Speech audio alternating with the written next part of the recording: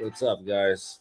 We're just catching the tail end of Steven's show there. That was cool, man. Thank you, Steven. That was a great show. He had a great guest on, Steve Priyat. People should go check that out if they haven't seen it. And hey, how's everyone doing tonight? Yo. I'm just gonna go ahead and post this if you guys want to join, because I'd like to hear some other people's opinions on our topic tonight. Because it just I'm gonna play this video, our next video. October 11th, TTSA held a press event featuring Tom DeLonge, Lou Elizondo, Hal Puthoff, and other former government officials who claimed to have new revelations about UFOs. DeLonge introduced Elizondo to the world for the first time. My name is Lou Elizondo.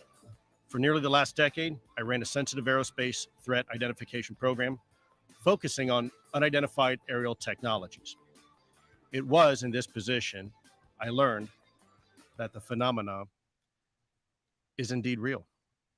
In addition to revealing Elizondo and the Pentagon UFO program, DeLonge also announced that he was going to build an exotic craft with an energy source that can revolutionize the world. Build his own UFO.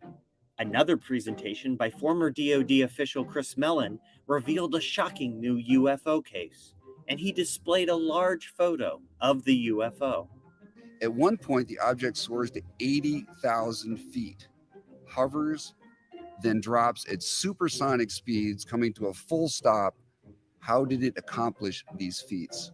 The UFO in the photo was later reported to just be a blurry party balloon.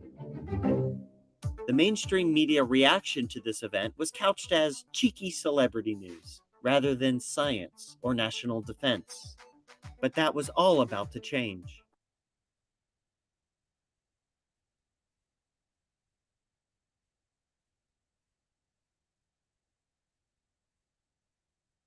All about to change. Sorry about that. Waiting for some guests to show up, but no one seems to be seeing that link. Yeah, so what's everyone's position on this? I went over a whole list of things in the evidence of what TTSA did. And the first thing they did was they changed the language. They changed the narrative on a lot of this stuff. And they changed the language from UFO to UAP. So that obscured a lot of the original research and created this new idea that this was a phenomenon, and this whole idea of phenomenon, and which brings us back to that slide which says the phenomenon is now quantum physics, now just understood as quantum physics. Well, where's the quantum physics? TTSA promises a spaceship and free energy technology. One of the main things I noticed is that if you go into earthtech.org, right, which is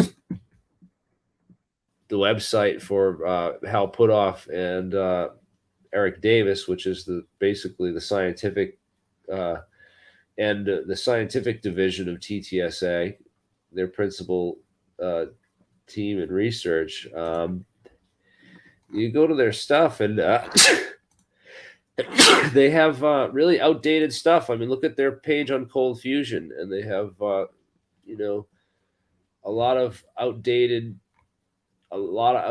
stuff on here, and super outdated. And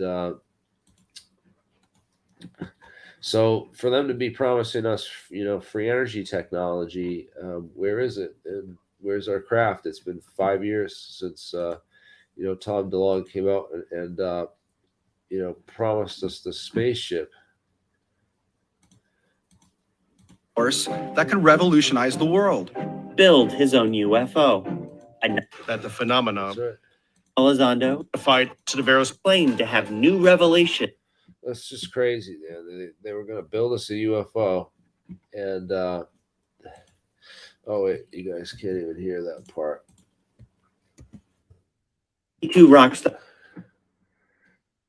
Tom DeLonge and his To the Stars Academy, or TTSA, a for-profit science and entertainment company.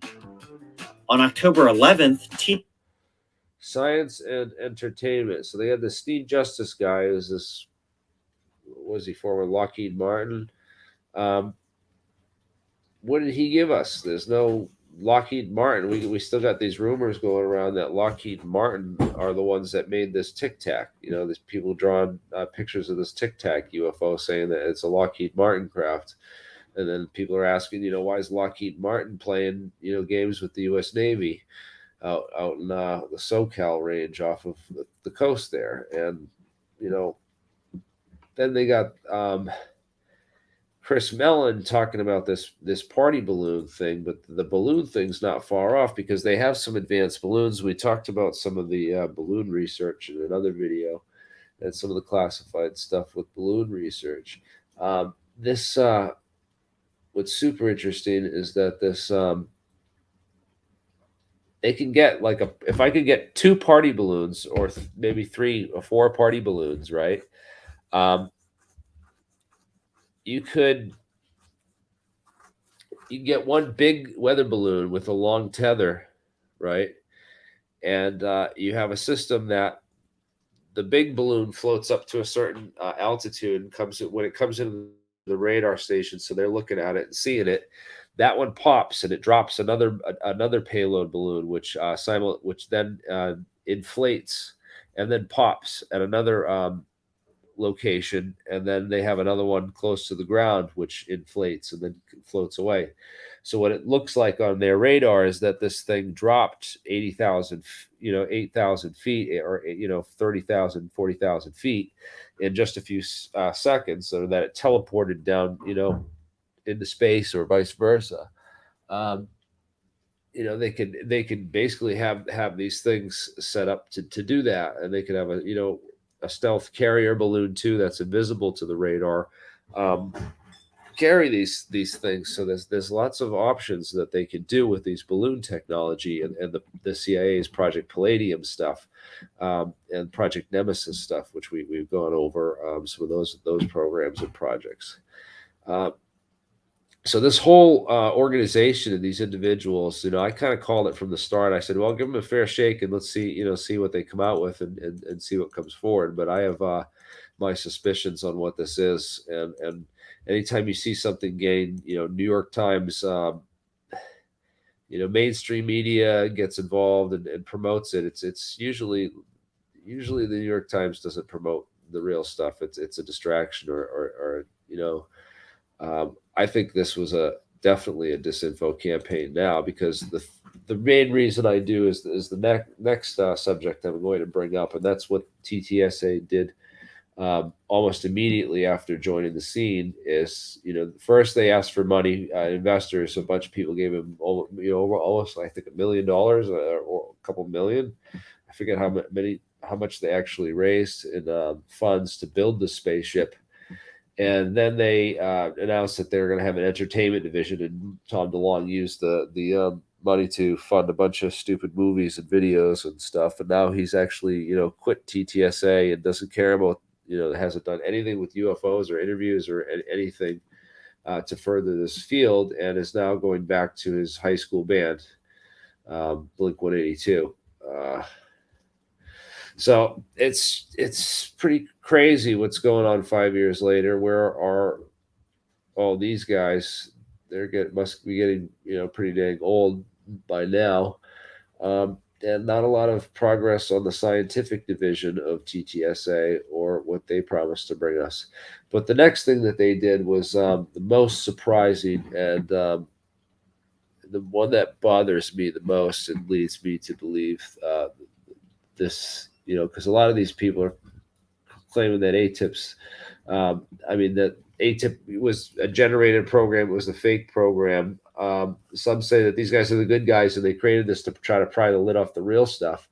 but it really just looks like a red herring and a distraction because they're not actually trying to pry the lid off the real stuff or go after the real stuff. It seems like it was a method to put the lid on that stuff and also to sort of rebrand it or re-bring it out. Because again, Bigelow was looking for to try to get the material sent there and brought out through that avenue, but they didn't go for that. So the other thing was the Adams project. Yeah, this is it. So I have to. I realize I'm not showing it on the screen, but they announced the Adams project. Shortly after this. So they July 27th, 2018. So this is just almost less than a year after they first came out and on the scenes. They announced this Adams project, and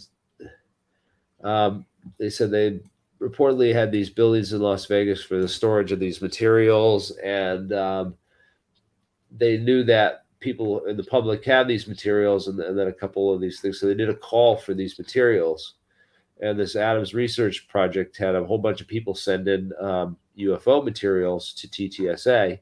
And Lou Elizondo went and collected those or recovered those or otherwise which confiscated those from the public. And what did they do with those is now a matter of, documented history. But U.S. Army CRADA, they went and handed everything over to the U.S. Army, which is, military intelligence. So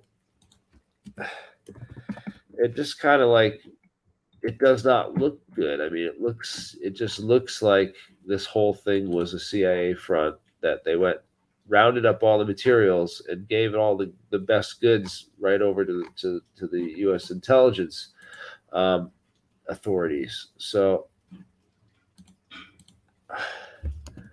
what do people think of that? That's the number one thing that stands out in my mind, that I'm just like, dude, you guys can't be serious that you went and got all the UFO material and then handed it all over straight up to the U.S. Army.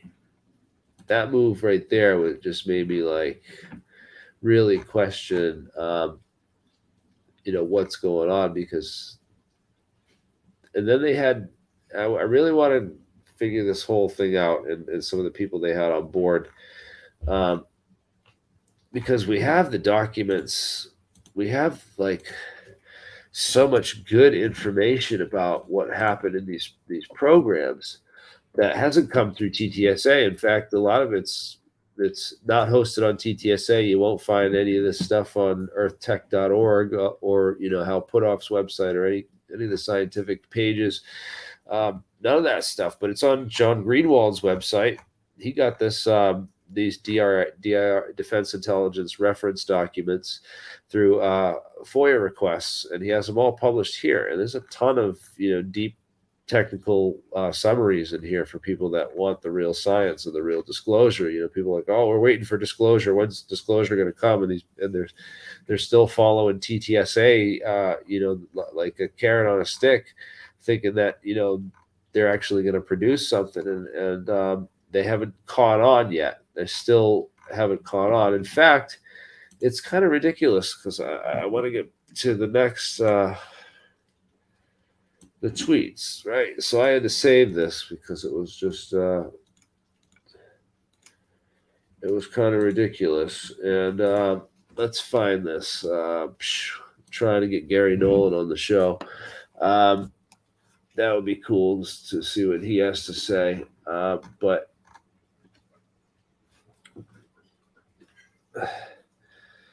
it was Danny Silva, the original post.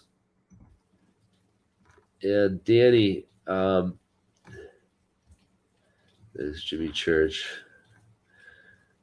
Okay, right here. So this is Danny's tweet, and I saw a bunch of other people retweeted this. Okay, it's not showing it on my screen, which is fine. Mine as well. This as well. Okay. Danny Silva's tweet, and I have this linked in the description. He says that TTSA actually thought they were going to build the ship. They thought they were going to do everything they promoted. Some of it is still in play, just maybe not with TTSA. I wouldn't bet money on the ship. I'd classify some of it as a success and some of it as a failure, but not as a scam. So he said, it's not true. Science is being done. I said it definitely looked like a Technoscam, and a lot of people, when Tom DeLonge pursued an entertainment division and did absolutely nothing with the science division. They solicited funds by promising people a product that they did not deliver on. So what's the legal definition of a scam? And he said, that's not true. Science is being done. But the science was done. Yeah, but not by them.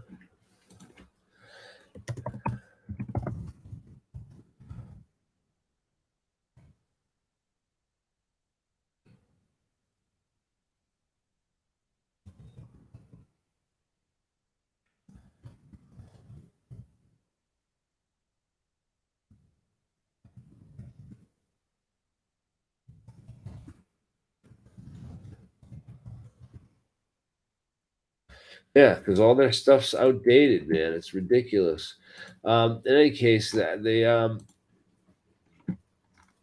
I wanted to show that there's other people still defending him. So this is post disclosure world. Ryan Robinson, I think Ryan Robbins or something like that. The building an anti-gravity ship by TTSA idea proved a blunder deserving criticism. Okay, great. Admission, yes.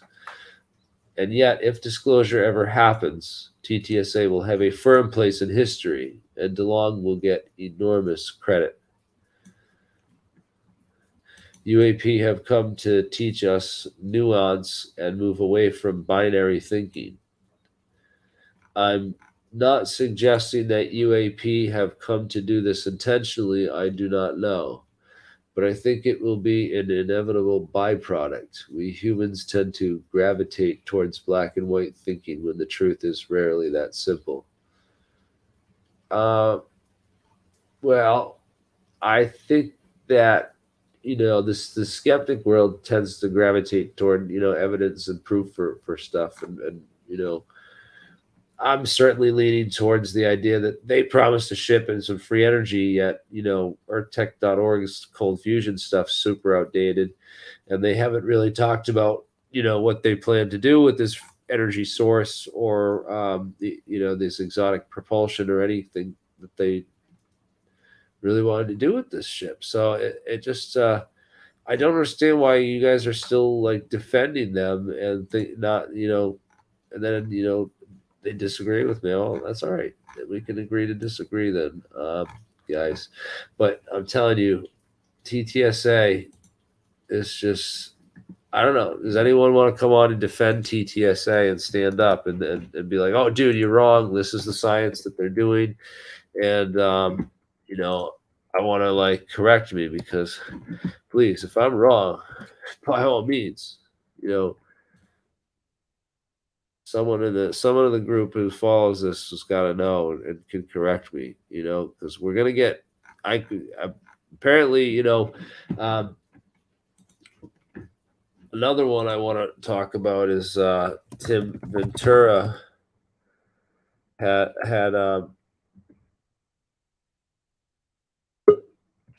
he had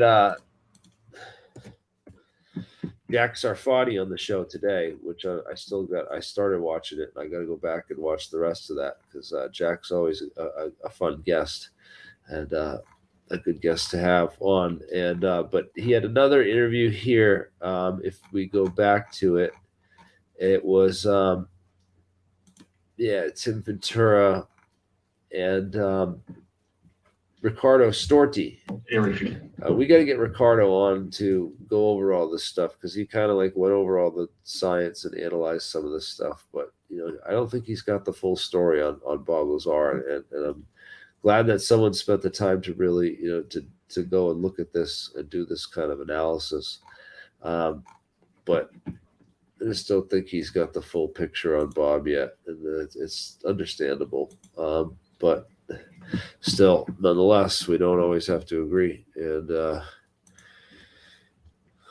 I got a guy in the background who says his name's Marky Mark, but no camera again.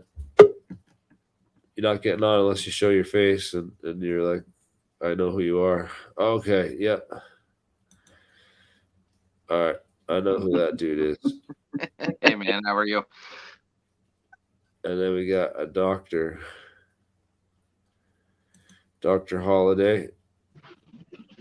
No, I'm not a real doctor. Oh, I'm You not just- a real doctor. you- They just call me Doc Holiday. Last name's Holiday. I just play a lot of doctor. Nah. So, I'm gonna mute my mic and cam just to kind of save the bandwidth here, but or actually just my cam. But I got a couple things I'd like to add here in a minute, so you might find intriguing. So it seems like TTSA to me is starting to infiltrate all the major players in ufology, and I don't know. I really do think that Gary Nolan's even CIA, man. well, he admittedly, was hired and recruited by CIA to look into the UFO phenomenon, which he said he wouldn't have considered getting into it or thinking about it before he was recruited to do that. Although his expertise seems to be, he doesn't want to go off topic and comment on things he can't really, comment on, such as like, the solid state physics and condensed matter physics and some of the, exciton, polariton, and exotic condensates that I talk about, is the science behind how I think alien technology would work, or anyways, what the next generation of chip technology that we're working on and developing is, and where that's going to lead, because it's pretty damn close to. Yet they have them looking at all the materials. The idea is that he said, well, Parts. why are they using different isotopes? So there's got to be a reason why the aliens are like refining and even generating through neutron bombardment, exotic isotopes of materials. So there has to be a reason for that. He doesn't extrapolate on what that reason might be or go into detail about it. He just says, oh, I'm just an immunologist. That's, outside my area of expertise, which is, a decent defense. But the whole idea is that there's a lot of technology here, and we've been trying to bridge that gap and dive into that. And obviously, if it's adding neutrons, that changes the spin, which I think is the huge part of it. It's about Larmor frequency, and that Lamar precession, because when you get that Larmor precession, you add a neutron to that atom, and suddenly that changes the physics, the spin physics, which that I think is the reason for the different isotopes. It could be one of the reasons, but again, I think it's a lot of these photonic materials and stuff, but he doesn't talk about that or extrapolate on it. So I wonder if, you got to wonder if, is that because, he's, working for the interest of keeping, certain things classified, or is it just because he doesn't want to know? He doesn't really know, because as I pointed out, there's a ton of great information in those defense intelligence reference documents, which again, Black Vault has published those, and he's been super critical of TTSA and who they are and stuff, and deservedly so. They should, if they're legit, they're who they say they are. They shouldn't have a problem with this. They shouldn't be creating sock accounts to go and harass their accusers or their skeptics or their critics. It's just the things that they've done is just I look back and I'm like, how do people still defend this group? Or like, and how do people not see that this is like, if anybody's a bad actor, if anything is working for the interest of the intelligence community, to throw people off the track and to really like derail ufology, it's these people. They changed the name from UFO to UAP. I just like, I don't know. In my personal opinion, I think Tom DeLonge probably is running or ran out of money, and he created TTSA to, crowdfund himself. And I think you nailed it perfectly by saying, he he needed money. That's really all I think it boils down to. I'm honestly confused. See, I thought that TTSA had evaporated. I thought that after that whole spiel was done and investors kind of separated and Tom went back to his own thing, I thought that they were over it. They were just gone. But apparently, I was wrong.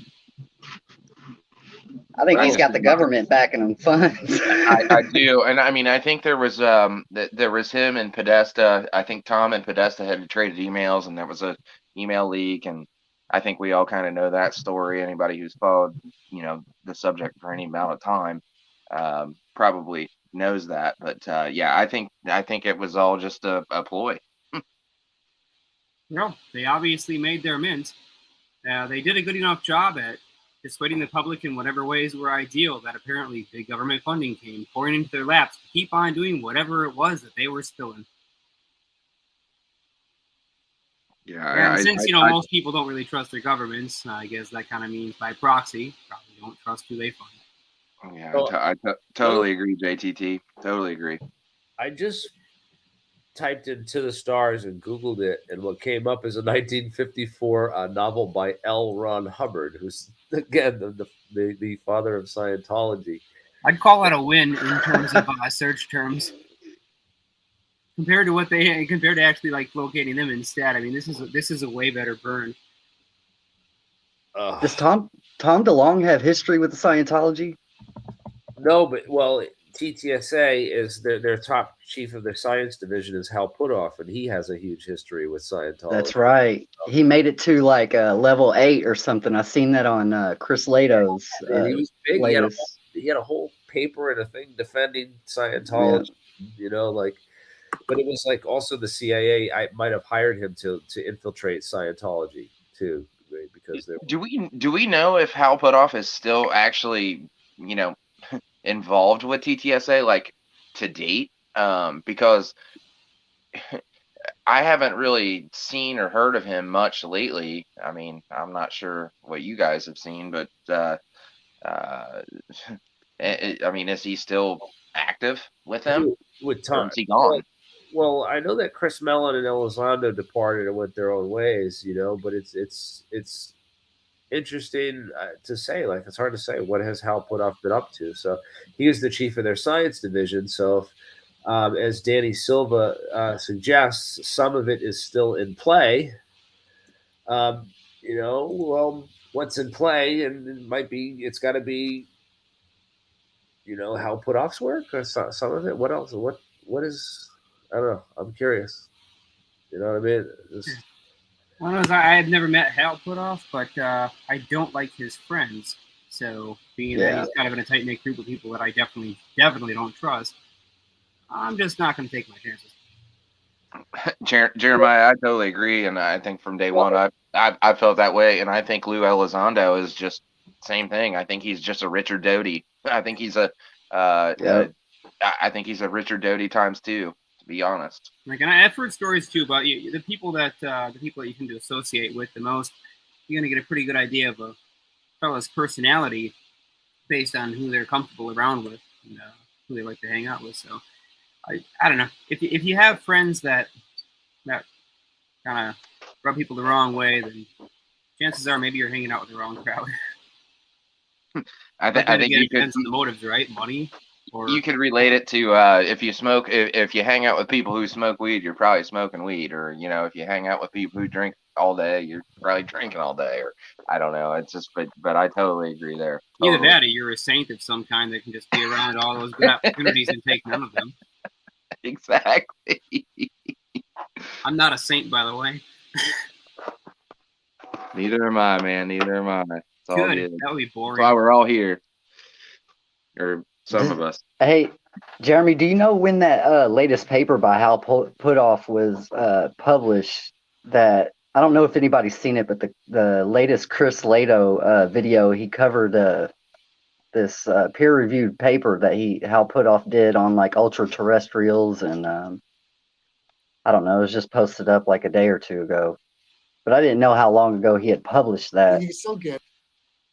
Or if how anybody's perfect seen that it. you paused it right there, Jeremy, because here's the thing. I was just about to bring up that I discovered something really fascinating over the course of the last several days, and it is that if you smack an electron cloud hard enough, and it rebounds and tries to find its axes, if you orthorotate that electron cloud where you spin it, up, down, and then you spin it right, left, it'll grab onto the nuclei, and it turns out that when the nuclei decays, guess what frequency band it emits? Under stress, it's in the terahertz range. Oh, that's nice. Yeah, this is not only that, but it's also spin waves because it's nuclei-based transfer from one to the other in phonons. I will give Tom DeLonge the credit that he was the first to talk about the terahertz stuff on Joe Rogan, and Joe Rogan kind of like laughed at him and mocked him, and I did too, because I'm like, because he has no science to back it up or explain it, and he sounded so ridiculous and stupid. Oh, no kidding! And it sounded like he was on an 8 ball of cocaine the whole time. Yeah, man, it was just, I remember that it was just so bad, and I was like, oh god, this is like the CIA is trying to, they're putting it out there in a way that's going to discredit it completely. Mm-hmm. I think Joe Rogan is.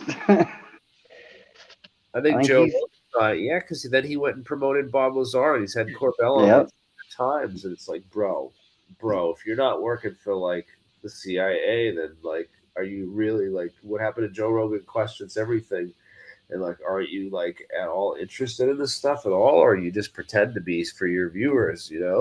I swear, man, how many good people did we lose? I am very confident in saying that. I think Joe Rogan started out as a grassroots, honest to goodness guy, just doing some interesting topics, and then he got a little too big and a little too popular, and now he's good bed friends with more untrustworthy people. It's a shame because it's like we lose a lot of good people this way. You almost wonder if Tom DeLonge maybe wouldn't start out that way and had the right motivations, and something happened along the way. Got an offer that he couldn't refuse per se. I think those guys get a carrot flashed in front of their, or held in front of their head, and then they bite after it, or they chase after it, and I think then they say, okay, well here's the routine, here's what you have to do, and they continue to do it. And Joe Rogan, I think Joe Rogan's gone rogue. I agree with you completely because of the friends that he has now and the kind of stuff that he's responded to. He still has a great show. I still like Joe Rogan's show, but I don't watch it anymore, and I wouldn't go on it anymore because of. One of the things I would really love to see happen is I would love to see JT. I would love to see JTT and alien scientists go on his show and just wreck everything. Dude, we talked about doing that almost 12 months ago. Jeremy and I went over this in great detail. Like, dude, we're gonna get on Joe Rogan after Tim Pool. And we went over this whole thing and how we were going to do it. I'm going to get back on. I can get back on Tim Pool pretty much any time. I could just go down there and I could just hang out with those guys, and then they have me on the show the next blank spot they get or whatever. They'd probably do it. I was just wondering that. Stunts, we kind of have to decide against it because those guys are totally cool with me, and I was so. We hit it off real well when I was down there. So, but back to your question about put off and stuff. I asked if you go back to this video right here that I did. It was a stream from a couple days ago on September 26th, 2022. I had Jack Sarfati on. I had Jack Sarfati on that show, and I asked him some deep questions about Hal Puthoff and what he thought about a lot of these ideas, including I think we touched briefly on the ultra terrestrials paper, which, by the way, I believe that is like one of Hal Puthoff's worst papers, and there's a reason he held it back on purpose because he was embarrassed by it, and You and Jack knocked it out on that show, man. Oh man, that was a great show. But you also have to remember or think, I guess, what if he's still under some sort of security agreement, or what if he can't disclose that stuff? So yeah, who knows? Yeah, well, Jack has mentioned that a lot of his stuff has gone classified, and that he's working with some programs right now on some stuff, and that he can only talk about certain things, and there's certain stuff he can't talk about. But this was a great interview because I asked him about I asked him about a lot of funny stuff, and then we had it was like it was gonna be funny every single time. That's never gonna get old. You schmuck. Jack is amazing. I don't even dare to come in your streams when you have him on because I just don't want him to put me to shame because he's just like. What's your level of education? He's super intimidating. I mean, and like I felt bad for Blake Cousins to some degree. Like, Blake puts out some BS sometimes or whatever, but like I was like, he's like. He immediately nailed Blake to the freaking corner. Like immediately. Blake handled it pretty good, though, like considering it was Jack Safardi. He's like, we don't know physics. If you can't explain it to the lowest tier of I'm not gonna say. I'm sorry. If you can't explain it to a fifth grader, you really don't understand it. Bridging to the layman's terms, right? Because it's like if you want mass appeal and mass understanding, it's like the average dumbed down person is not going to be able to like understand it, and someone like Jack Sarfati is not going to be able, like they're going to lose their patience trying to explain it to someone who's incapable of understanding. I think you totally nailed that just now. I got a challenge for the audience then. If anybody is clever enough to word their way through this challenge, can anyone explain the concept of nuclear spin waves to a fifth grader? Where would you even start with that? I think you just did, Jeremiah. I think you just did. I gotta go, man. Let's just say even I'm not good enough with words to do that, and I don't understand spin waves good enough to do that. I know about them. I understand how to generate them to some extent, and I'm barely able to measure them. But good gosh, I couldn't explain that to a fifth grader. Yeah, well, I've got a ways to go. The math that we developed to explain. Actually, Jeremiah, I've already done that, and Jeremy was right next to me at Alien Con. But was it that accurate as my standards would call for? Dude, I explained it to her well enough. It was a little girl. She was 10 years old. And I explained it to her well enough that she was able to explain it to her dad, who then came and explained it back to me. Okay, let's hear it. This was after 2 days of practice. You're putting me on the spot right now, but it was... Well, you put yourself on the spot. I'm just offering to give you the chance. Yeah, we're just giving you you put yourself on the stage now. Take it. No, come on. I got it down to like a 30-second or a 60-second spiel, but I was pretty much. I've done it quite a few times on APEC as well. Basically, if you want to make something weightless, you got to figure out why it weighs anything in the first place, and we know that mass comes from the core of the atom, where all these subatomic particles are, which are basically light that's spun in on themselves. And when something's spinning, it's a gyroscope. And when you have a gyroscope that's spinning in many different ways, then you're able to, and you move it from point A to point B, you're going to change all of those spins because they're all happening simultaneously. They're all happening while you're moving it. So you're going to be changing those spins. When you take a baseball and you throw it, you're actually changing subatomic particle spins. So that's where the weight comes from. That's where the mass comes from. To get rid of that, you got to orient the subatomic particle spins so that they're no longer bouncing around, so that they're all coherent on one axis. This way you're free to move it along its plane and axis without having to convert any energy to change the spins. Well, that's got to be one awfully smart fifth grader, I'll tell you that. Hey, Jimmy, you want to pull up an animation? I did it a little better, though, because I was practicing for... Yeah, just I to gotta show be the honest, audience an animation of it, what a spin wave looks like. And for being put on the spot, that was a real daggone good freaking explanation of that for sure. Agreed. yeah, man, but No, I think thank we all you. got a ways to go in order to explain these complex motions. That's what we're doing right now. Putting it together. It's basically the atoms are free to spin, and they act in these orientation as wave carriers as the energy is transferred from one atom to the next in the slabs of atoms in different spin states. So basically, the idea is that one idea is that Hey, gravity is this shot noise. Or what about not reducing weight by reducing resistance? Well, again, resistance is a really open term, right? Because it means one thing in electrical engineering. It means another term in, Yeah. aerodynamics this is, and hydrodynamics. It means past. another thing. And yeah, So so these particle spin waves, like this is how the atom is moving, and then But well, the you question have of Ormus. Sorry, before you go on, Ormus, orbitally rearranged monoatomic elements under David Hudson's acronym for it. Does that apply to what you're talking about right now, Jeremy, or is that different? which Jeremy?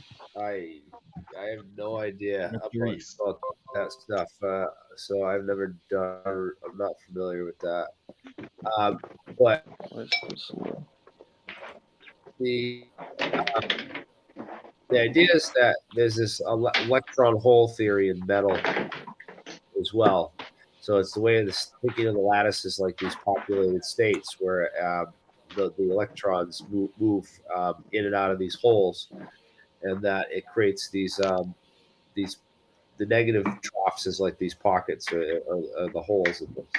So the idea is that gravity is seen as this image of where the atoms are, and that if you get all these things aligned and in this state of ambiguity across the whole thing, what you generate a couple ideas is behind getting all those spin states aligned is something called meta atoms, and then the meta atom is a solid of many atoms that behave as a single atom quantum mechanically because of because of the condensed matter physics ideas that you condense them all to the same wave state, so they behave like this giant wave. I'm trying to fix my sound. And if you can get your entire surface of your craft, basically behaving like this wave function, then you might. It essentially makes it two-dimensional, and you can harmonically resonate that wave function in ways that affect the apparent position of the objects in gravity space. But let me just think about how this would work. So essentially, it's quantum matter, like super capacitive matter. I guess you could say it's super fluid, like in the sense that no energy is actually lost, only exchanged, and that it can be exchanged along very narrow trajectories, traveling incredible distances from one particle alignment to the other, just simply based on whether or not their spin axis is already close to or nearly identically aligned with incoming wave from an external source. So say if you take two magnets and you hold one in your right hand and one in your left hand, and you suddenly flip the one in your right hand 180 degrees, the poles flip, so now there's going to be a change in the force that the magnet in your left hand feels, but not instantaneously. It takes some finite period of time based on the velocity of that signal to reach the flipped magnet in your right hand before the left hand magnet feels it.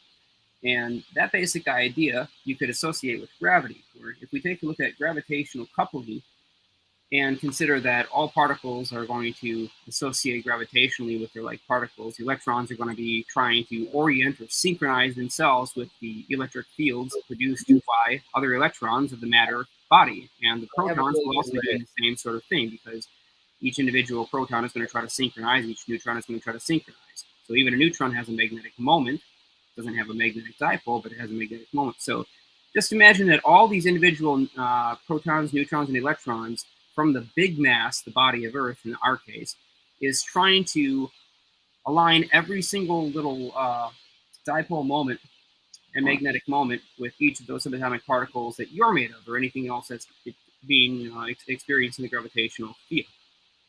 So this synchronization is what causes this coupling coefficient to take place in a theory that we've been kind of developing and has gone along with some of the experiments that we've done.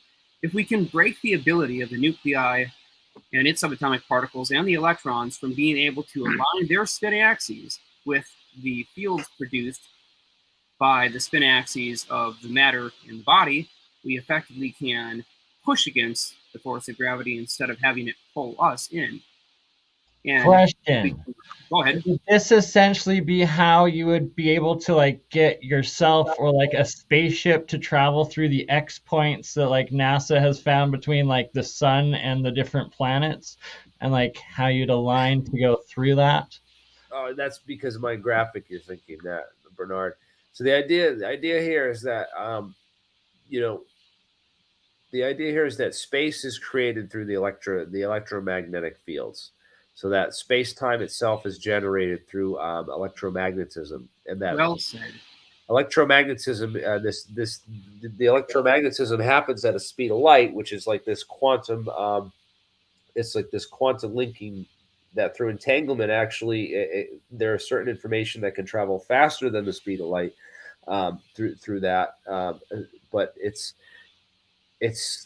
not really the information that's traveling faster than the speed of light. It's just that everything is linked up through this, which proves that the space-time itself is actually generated through the electromagnetic interaction. And between these two bodies, there's a larger number of photons having interactions, and there's more energy states. There's more space that's basically being created in there. And there's a tendency for objects just to generally move to a lower energy state.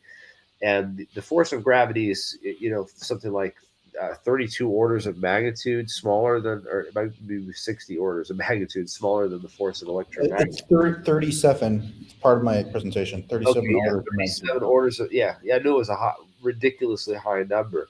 So it's got to be a quantum effect. It's got to be, like a very, very small effect that's creating this slow movement through this electromagnetically generated space-time, luminiferous ether, if you want to call it that. It does require us to, at least, even if we don't want to use the word ether, we have to accept that we're still talking about a space-time which has variables, primarily in this case permeativity and permeability, and these variables control the speed of light. Just by accepting those simple facts, which are already well known, and calling that substance, those things that hold those variables, that stuff that has those variables, we can understand that the speed of light is controlled by the amount of localized electromagnetic energy. Increase the energy, slow down the speed of light, because you've added more effective equivalent mass.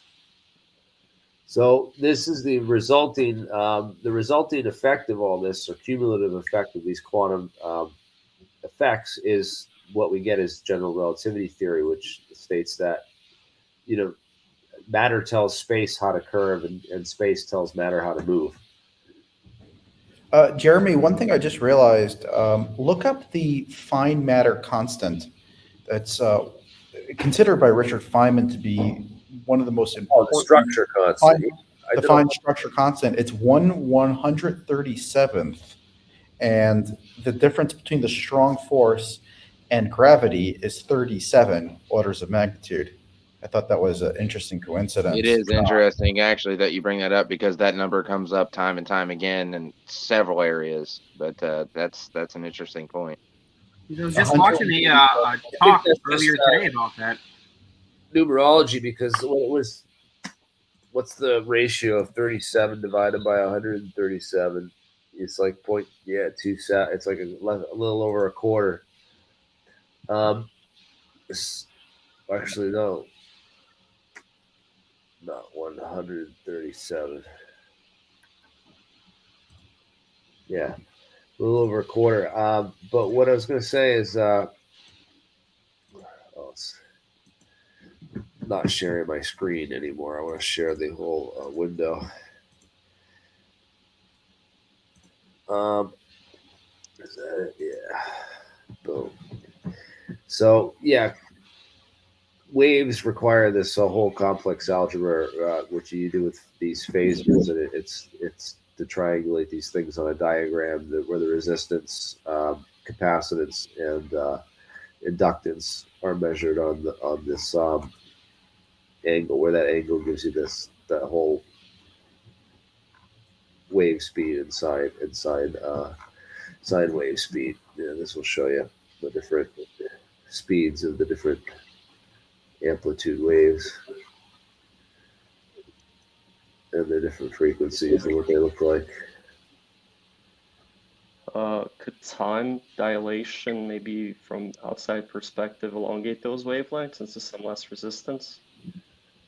So the whole idea is that the wavelengths are not as important, because how they interact with the matter is the important part, because that's the point of interaction. Yeah, but like radio waves, they pass through walls safely. So if it elongates into radio waves or past it, then you have less resistance, no? And time dilation from just increased velocity, maybe opposite pole forces. You don't have acceleration in either direction now, but you have velocity. Yeah. I think I missed what you're asking. That did anybody else understand what he was asking? Or because when waves lose energy, they elongate wavelengths. That's observed physics, isn't it? So when you have slower aging time from time dilation that's caused by faster velocity, so outside perspective would see the inside, the fast moving object is moving slower. So wouldn't the slower aging object then elongate their wavelengths and elongate them into invisible and also past radio waves that can okay, I understand. I think what you're getting at. rocks. So yeah, you're looking at the effect, not necessarily the cause, but yeah, the effect of having a higher energy dense volume of space compared to another outside volume of space that's very low energy density. And as I say, for example, you're in a high energy dense volume of space, like being very, very close to a large body of matter, and compare that to the amount of energy in the vacuum way out there away from this matter, time will flow slower because all that matter is producing electromagnetic waves. They travel out and velocity. They propagate on each other. Yeah, they travel out at their localized velocity, which is going to be local c. But because they contain so much extra radiated energy, that radiated energy acts like an equivalent mass. So it's almost as if you have the actual mass made of these subatomic particles and electrons, and you also have the added mass of the electromagnetic energy that they are pumping off. And when you add those two things together, you end up with a force that's basically identical mathematically to gravity. Yeah, but then you also have the perspective. That's what NASA's created. This whole 0-point field, which is in the terahertz range, because it's the range of that atomic interaction. The key point of this is that 137 number. I don't know where it comes from or how it's calculated exactly, but it's a ratio of speeds. So anytime you have a dimensionless constant, it's a ratio of two things, and what 137 is, it's the speed of light, it's the ratio of speed of electromagnetic waves inside the actual atomic structure of an atom. So yeah, but then there's quantum entanglement that's also faster than light. Yeah, yes, but that's all how it all holds together behind the scenes. It's kind of like this hidden. I mean, I'm not a physicist or anything, so like my knowledge of this is basically Google with motivation. But would it be possible to maybe like opposite pole forces? So you don't have acceleration; you're being pulled in both directions, but you still increase velocity, yeah. And that would dilate the time. So are you asking what happens if you cancel out two waves, but their energy still remains in that space? Well, I guess, but I'm not sure. It's not. Oh, you're saying you have these two things that are going in opposite directions. So what are these things that are going in opposite? No. So you have a close pole force, maybe the strong force on one side, and then you have another one at the other side, and then you're in the center. So you're being pulled in opposite directions. So are you actually experiencing the acceleration because you're being pulled in opposite directions and it's canceling out the acceleration? If you were just a single point space particle, then no. But as a body of mass, you will ultimately be closer on one side of your body to one of those objects and closer to the other object on the other side. So there is still a difference. Yeah, but it's greatly reduced acceleration, but you're still getting a bunch of velocity increase, I think. No. So now when we talk about this cancellation, now you understand what I'm talking about with the squeeze states of light.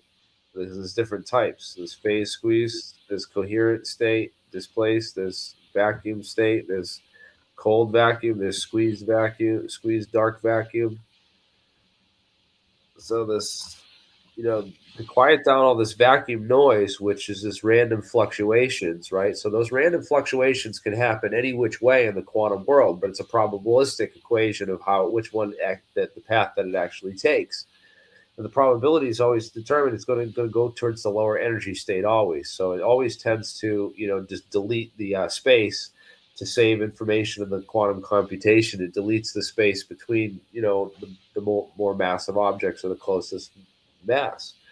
And I think that's what causes gravity. So the way that you can eliminate gravity is to alter these terahertz optic effects, which are, responsible for the deleting structure of the baseline space-time or cosmic microwave background, that whole background electromagnetism, that is the basis for the metric.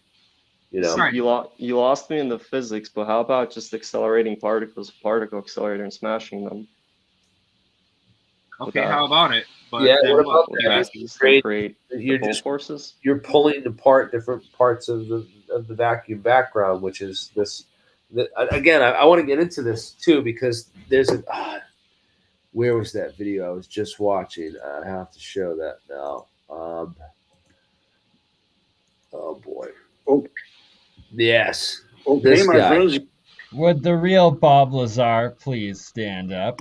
We have another impersonator in the audience today, apparently. Bob Laser. All right, this is LASER. Bob Laser. So this guy has some cold fusion stuff, but he showed some really interesting images of atoms that I'd never seen before, especially right in the beginning, where he gets these, he shows like the particle, the point where he creates these alpha particles. Yep, this mud fossil. I'm glad you're tackling this. I wondered about this, and his claims on this, because it's interesting, right? Is look at the geometry of this, because what you have is like this point where he blasts this thing and it creates this particles out of it, and you have, it looks like 1, 2, 3, 4. So you have a cube, and then on each face of the cube, it looks like there's 3 points on each face of the cube. So I brought out my my cube here. And I drew it. I'm drawing a triangle on each face now, and I just started to do this before the show, and I wanted to go live, but I'm trying to figure out, I'm going to figure out some geometries to this to see how this works. There might be some hidden geometry to the essence of these nuclei inside these diffraction patterns, which are occurring. I thought that's super interesting, because this whole relates to the whole standard model of particle physics, which is this group. It's based on group theory, right? What about other dimensions that maybe you see from a specific perspective? This whole idea is that when you create these groups, the idea is that you have space-time itself, which is generating these particles. So what is space? What is matter? Is all these questions are the deepest questions in physics. So it's like we know that E equals MC squared. So mass is just energy that's trapped in Yeah, maybe it's actually time itself, because time always progressed. There's no beginning of time progressing. It's just things got chaotic. What's wonderful is in condensed matter physics, we were able to turn light into something like matter actually gave light a mass and caused it to travel at a lower than velocity c. So when it hit the target, these photons twisted the target, put exerted a torque on that target. And this was the experiment done with rubidium atoms or rubidium gas, ultra-cooled, fired with a laser in order to give it some photons. And then they discovered 3 photons would actually start to loop each other, Ouroboros style, trying to chase their own tail. And when they were looping each other, trying to follow their own electric and magnetic field vectors in that structure, they traveled slower than c, and they also had a measurable mass due to the way that they were able to transfer physical inertia significantly stronger than just those 3 photons alone onto the target, and a torque. So if we can turn light into mass and matter, then it seems to be a pretty damn good point of evidence that its likely mass comes from electromagnetic phenomena entirely. And I guess you could say the same for inertia. But everything quantum scales a wavelength, so maybe it's not just light Yeah, but waves. remember the variables of that wavelength, the substructure that they lie on, that's also composed of several different variables which we can change independently to get different properties. I think Jeremiah is right there. I mean, I think I think that's true. The amount of variables that space-time has is pretty stark, pretty incredible. And the fact that you can change them independently by using isolated systems along specific axes in controlled manners, I think that's even more incredible. Synchrotron lasers are a great example of this. We take a beam of electrons that doesn't generate any magnetic field whatsoever as it's traveling along in a straight line. You try to measure what the magnetic field of an electron beam is, and you're going to find that there's a lot of disagreement because most will assume it must have a magnetic field due to the idea that all charged particles traveling through the vacuum generate a magnetic field, but it turns out because there's a consistent electric field distribution, there is no magnetic field. As far as everything else sees those electrons in the electron beam moving near relativistic speeds, well, there's no electrons moving because the electric field is so consistently the same. Unless, of course, you have something about the same spacing. Now, if we take that same beam of electrons and we wiggle it back and forth by putting it through some magnets, all of a sudden now it'll generate a fluctuating electric field that will generate a fluctuating magnetic field, and we can create synthetic photons of any wavelength that we want at almost any power level that we need just by sending an electron beam at near relativistic speeds through some north-south magnet arrays and wiggling them back and forth.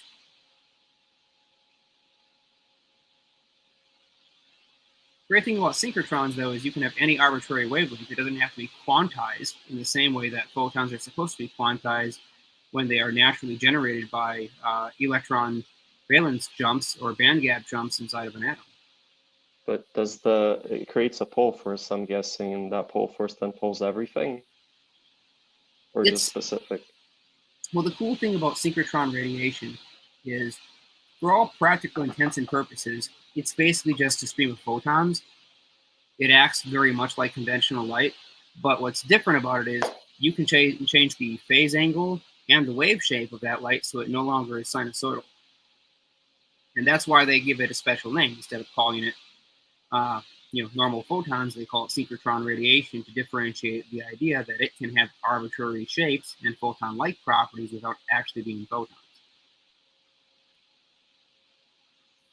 I just want to also point out it's the reason for this 8-foot thick concrete wall shielding. You know, yeah.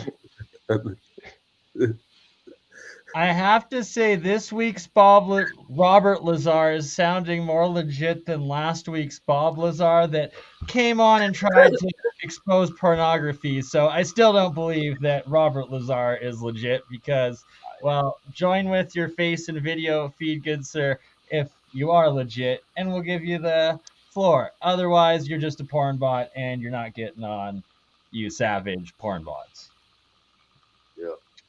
Yeah, I do agree with the whole using other people's names thing, but if it's just a joke anyways, and he's got something interesting to add scientifically. No, he just came on and showed the videos that he recorded at the Crystal Cove back in the day. The Crystal Cove was the name of the brothel there in Las Vegas. If you're not fake, feel free to join the stream with your video, and we will gladly give you the floor and let you present everything that you would like to share. Hey, but speaking out of people who have experiences with like UFOs, close encounters, they do also experience like deja vu. Wouldn't that be temporary future that manifests only to send information from like a perspective Can I or speak on something? that topic real quick? And I hate to interrupt everybody. This is the portal room where the portal opens up in the Stargate. Just so. I had an experience, and that's probably why I'm here. I was probably 15 or 16. I might have been 14. Who knows? But my mom and I were in a car, and there was a flying triangle above my mom's brand new. I guess it was a '97 Honda Civic. It was brand new, and I'm looking out the sunroof, and I still to this day, my mom really never has told a lie, ever, and I have to ask her, did that really happen, Mom? And I swear there was like some sort of deja vu. Yeah. Weird. It was very odd, and to this day, I mean, it was bizarre. Anyway, I also had a close encounter. It was like a ball of what looked like scattering light, literally flew through a wall, like, and Ball then lightning, essentially. well, no, but it flew through a wall. It looked like scattering light, and then it moved objects that were near it, like flew near a fan. The fan froze, like instantly, no spin down or anything. Then unfroze, and then I also had a like deja vu. Also, it was like soon after. So, and the thing is that it wasn't like a coincidence thing. The second experience, because I already experienced it, it was then alterable. That's the thing that like is godlike with their technology, from what I noticed. But because they see the future and then they can change the present. That's how I think of it. I'm guessing. Maybe it's because they fly faster than light, because obviously they're not traveling here, let's say 5 years or whatever, just to visit for like 20 minutes or something. So that they're obviously going faster than light, I'm guessing. So maybe that causes that like temporary future that is there. So because perspective, maybe to send information to the fast traveler, but maybe the traveler is stationary because of opposite pole forces or something. So they're not experiencing acceleration, they're just experiencing the time dilation caused by the velocity. That's my guess. But what if the symbols have like a standing wave pattern somehow and they resonate, and that's why they're showing it? Like they always show the truth in movie.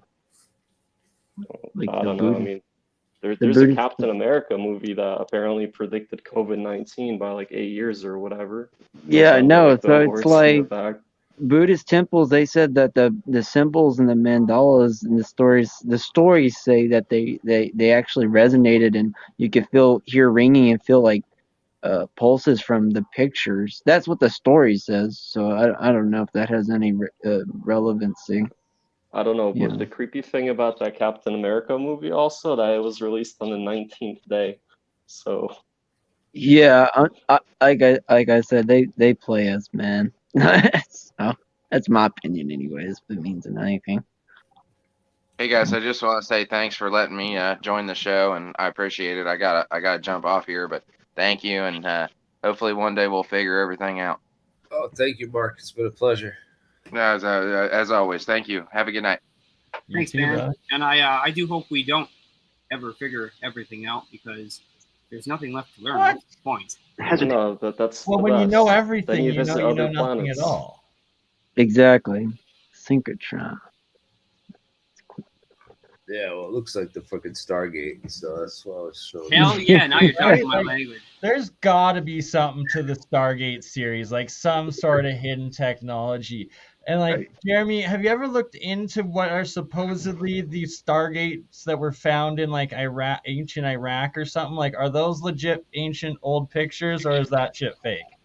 Yeah, I just think it was like advertising for the film, or just, I don't know. It just seems like someone like watched the, it just seems like it's like when there was like a call for more alien skulls and artifacts, and all these like weird artifacts started showing up with tablets and It's like, dude, this stuff's totally fake. You know. I mean, there's some real stuff with like military showing obvious videos and stuff. The videos of Mud Fossil there that you were showing quickly, like the shapes and the geometries, you're saying there's like substance too. What was like your overall take on Roger's theory, Jeremy, just before you go off to a different topic? So that's this dude right here. Yes, sir. I did not get to watch the whole thing, you know, but it seems like he's got this whole, muon catalyzed fusion, and well, she talks about that. It's definitely real. Like they show that this is the muons jump up and they lower that electron orbit, so you can get these things actually really close to one another, where you could, through energetic jolts and disturbances, you might be able to blast these things in and create fusion. That's like exactly my science of trying to figure out, and essentially the resonant frequency of that atom is what you'd be talking about to do that, right? Yes. Well, the main idea is that you load them inside these lattices, but it's not just the palladium lattice. There's also this muon element, I think, that needs to be a part of it, and I think that there might be ways to generate muons. I know that they're naturally generated with certain silicates inside of the certain silicate crystals. So there might be some, material science and AI is going to help us solve the cold fusion problem. So, Sabina Helsenfelter, she gave her analysis on cold fusion, but she, did her research and she admitted that, hey, this is real. It's not dead. It didn't die, like they said it did. But there's a problem with it. There's a couple different problems with it. And, he says that, he says very early on, the first thing he said in the video is that he's figured it out. And I really didn't get, I really didn't see that demonstrated in the whole video of, he makes a lot of crazy claims, but like I'm gonna look more into this again because I stopped paying attention to Roger for a little while. Like that rock right there on his bottom right, he thinks is a duck head, and like all sorts of different stuff, like mountains are giants and all sorts of craziness. But I'm gonna pay attention to this episode and watch it and see what he's up to. It's pretty far out there, but it doesn't mean that he didn't get these images from a legit. He obviously follows some legit science and legit scientists. So these images exactly. These images are what's important. It's not doesn't. I mean, he's not he's just a secondary source. He's not the original source of these images, I don't think. So it's not like it's coming from Roger from Mud Fossil this directly. So it doesn't matter that I stumbled across this channel and just watched a little bit of it and found this, and I used that as an example. The only way you could tell the image is true is just to do a signals analysis test on it, and then from there, deduction, I guess, from the original signal, if that makes any sense. Like I said, I'm still a novice in that field. That's the only way I think the authenticity of the signal, of the video. One of the things I don't like is that he doesn't. When I show these papers, I try to leave all my tabs open, and then at the end I'll I don't always do it though, man. So, but I certainly don't leave out no links. It's nice when you show papers to like leave, or you show images from something if you to at least source it better. He might actually say it. I have to go back and watch it again. But I thought that this action pattern was super interesting to where these bright points appear because it's a geometric shape around that central point, and that might lead us into some innate structure of that atom. And I'm like thinking, this. I've always thought that there's a way to calculate that 137 from some. There's got to be some way to calculate it, but the way I calculated it, and I think the best way I've seen is you take F equals Coulomb constant, right? So Q times Q squared, because it's two charges, divided by the radius in between them, and you plug in the radius of the hydrogen atom first. So you just do it for hydrogen. It's the simplest case. Usually you start your model with hydrogen. If you can't get hydrogen right, then it's not. You can't move beyond there. So you start with hydrogen. A simple hydrogen atom, and you develop this. What the spin geometry should look like, and then group theory designates how all this stuff should interact. But it's kind of crazy because I get exactly what you're saying on this side of the talk right now, Jeremy, and like their next episode, I'll bring up this is geometric unity. You're exactly on point. A good example is some of like the Sapphire Project's hydrogen plasma geometries that they've been capturing and doing in the different electron layers of the different isotopes of hydrogen in the plasma. Yeah, it's Ken Shoulder's stuff and Bob Greenier's stuff. It looks like it looks at the tire tracks and the damage left behind by these structures. But it's like funny how they leave these damage trails that follow out the same patterns, and we see these emerge everywhere all the time.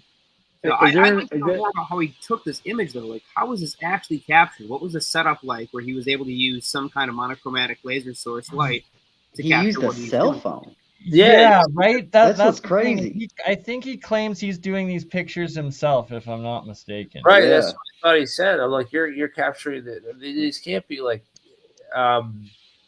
they like what we did, like the Cavendish experiment or some of these other experiments where you can measure the birefringence. You measure these rings, so you can count the rings. Yeah, you can. It's basically atomic.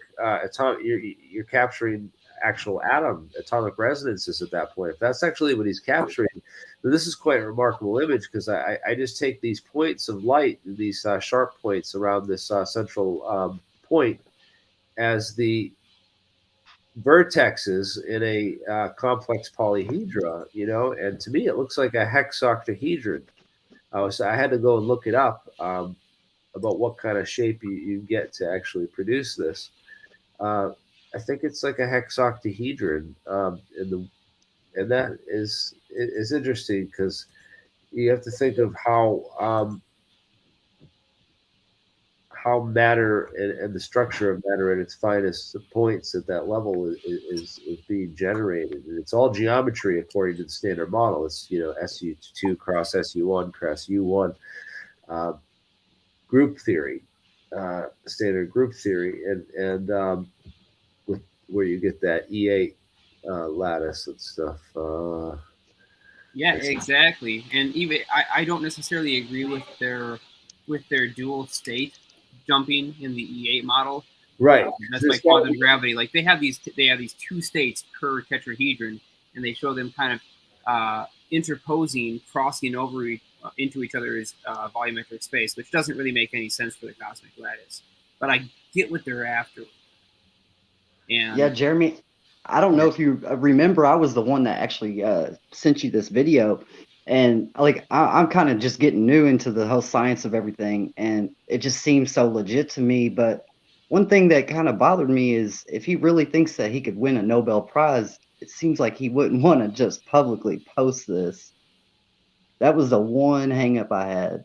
Yeah, no, he's just it's the thing, you don't do that, because then there's no right. And publish your work. You publish it in the paper or some. They're confident because they derived that model by using these very proprietary, only known to them, advanced computer calculations, and so because they kind of nailed down the software that they're using and the programs that they're using to generate this structure, I think they believe they've got it pretty much in the bag. If I remember correctly, though, he said that there was something with the cell phone sensors being silicone, why he was able to, you have to go back and watch it, but I thought that had something to do with why he was able to capture this so well. Well, the silicon sensors resonate at a certain vibrational rate, and Right. depending on that frequency, it can detect whatever resonance atomic configurations, I guess, at the same sensitivity level.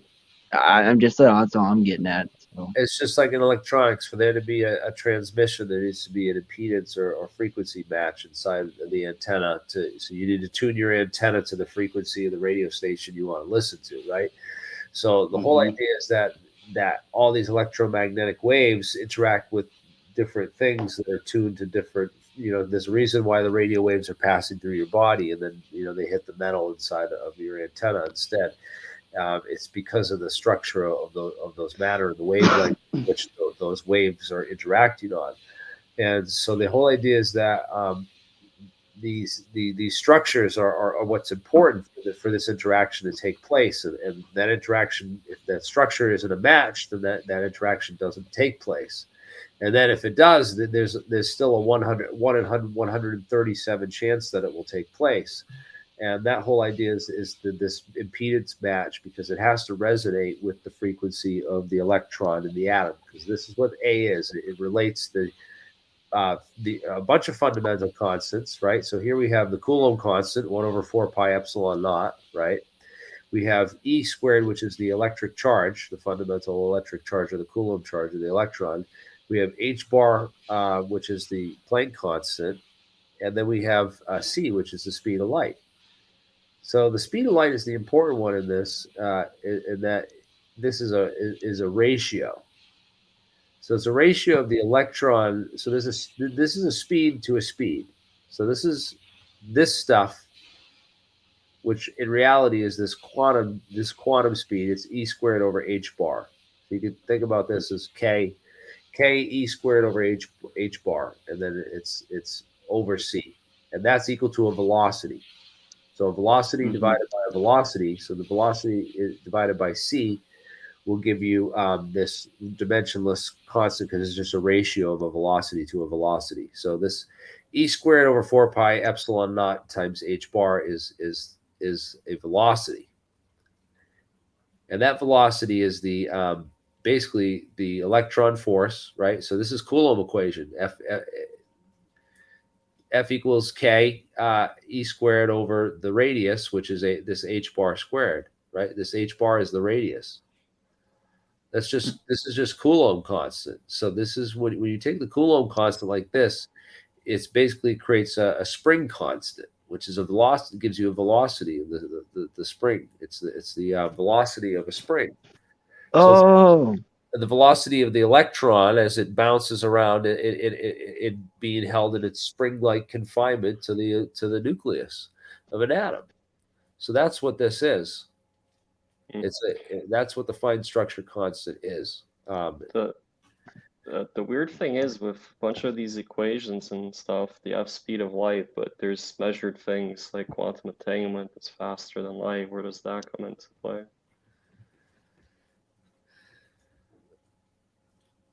So again, this is unrelated to what I just went through and described, but we could switch gears. Sorry, I was expecting you to ask more about like this whole idea than to throw it off into this quantum. But no, I pretty much got it. Like that answered a lot for me. So it's basically the idea that as these things are interacting, right? I guess if you think about it, right? If these things, as waves are interacting across, there's quantum entanglement, right? So long distance entanglement, because this thing it's like when a photon leaves, it somehow knows quantum mechanically where it's going to get absorbed before it even leaves. Yeah. Could that be only because of perspective, maybe? Because it's obviously moving. Well, that's one of the great questions still left in physics to answer, is exactly how these interactions happen, because some of them seem to be, reverse entropy or time reversed interactions where effect comes before cause. And this is one of those great issues that we're still trying to work through and explain. But what it does seem to indicate at the minimum is that there is an underlying substructure which can communicate states of information almost instantaneously or instantaneously, because we don't know exactly if it's instantaneous. It might not be over really large distances or with huge changes in reference frame. But so far as we can tell, it's instantaneous.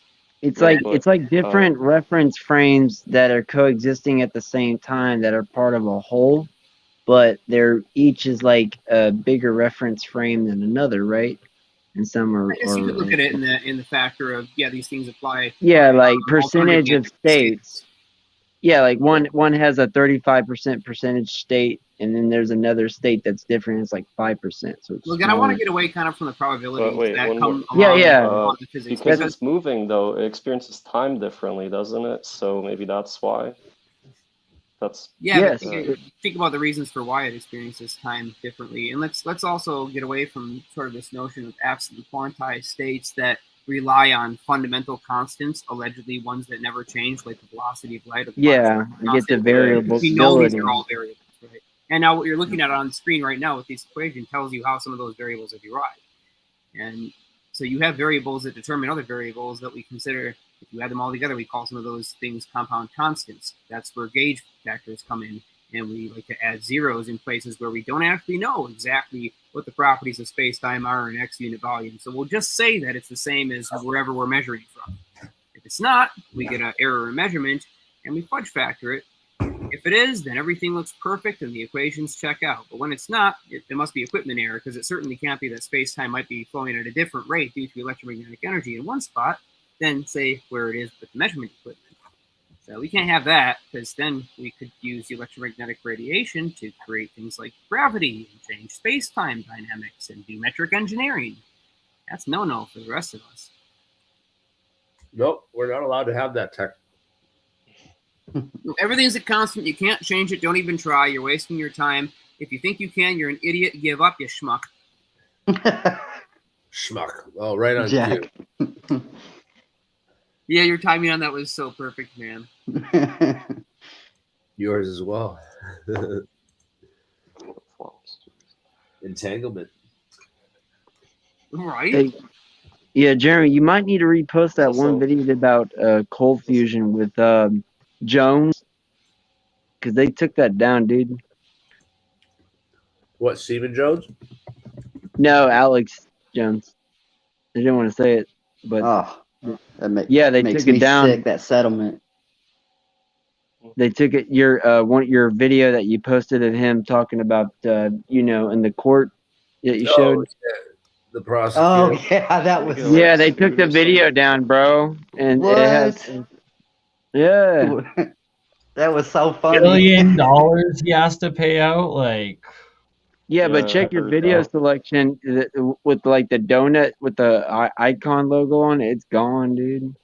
Yeah, where was that? It's gonna be back here. What's crazy is that what Purdue Pharma had to pay out less for the OxyContin ring than he has to pay out to these victims. It's just crazy to me. Yeah, I'm still waiting for my payment from those savages. No, I'm saying check your videos, like your alien scientists' I haven't seen videos. it. It's gone from there completely.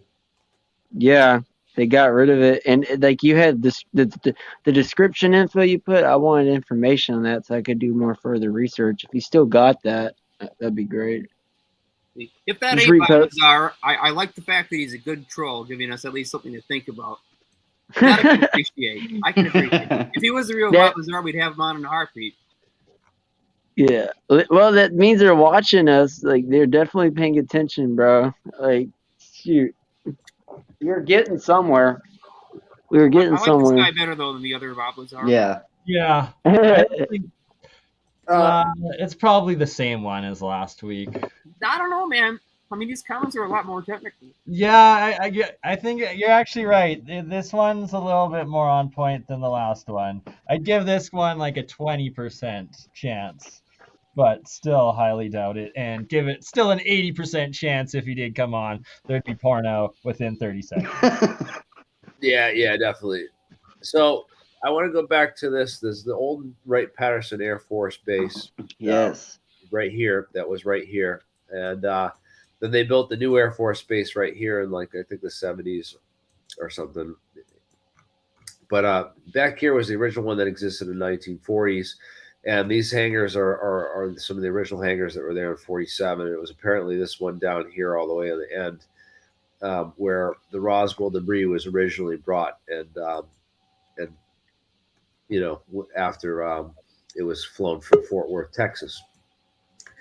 And now it's interesting because there's this all this stuff about underground tunnels that exist. What actually, Jeremy Balbazar got something wrong over there. In his book, he says that element 115 is the color of copper, and this Balbazar seems to not know that. And one of the two of them is lying, but which one?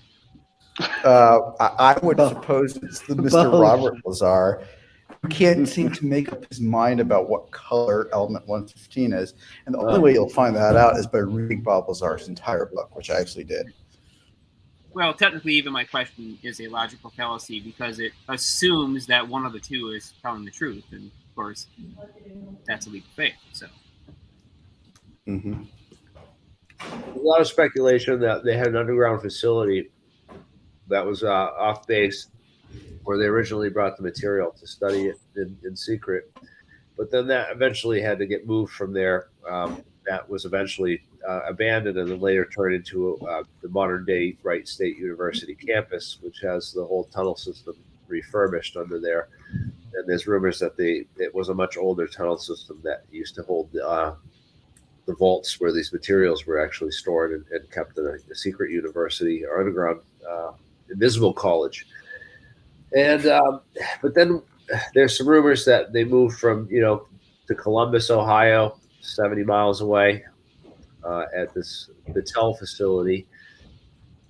Battelle is definitely one of the contractors which would have been hired. They're experts in metallurgy and metals. So if they found UFO metals from an alien spacecraft and they wanted to look at those, Battelle would have been definitely one of the contractors. And then I recently learned about a little known town up here called Lima, Allen County. Apparently there's a Lima Army tank plant there where, nearby Battelle is where they developed all the metals and did all the metals research on tank plate, on the type of metals that they were going to use in these tanks. And so this is where the tank plant actually was. And there were some rumors that this is where the materials were brought later, although, it's just all these rumors and speculation on it. It's like, where were the materials and why did TTSA round up all those materials and then hand them back over to the military who confiscated someone's car alarm is going off, but why do you think there's so much secrecy? Do you think maybe because aliens, they obviously control time because getting here is by itself time travel, maybe they're messing things up? Or I don't believe. There we go. Admitted that it's not the real Bob. I know Jack Sarfati believes that time travel stuff, but I think he's just mistaken. I don't believe the time travel stuff. I don't know. You don't really need it because we already have plenty of proof that we can send physical energy power superluminally, and it doesn't violate causality. It's the assumption that there's a finite velocity for any kind of information or power transfer, and that's just not the case. Then you have time dilation. And obviously, I believe in time dilation, but no, that's right. measured. That's like you put a clock on a mountain, it ticks differently than at sea level.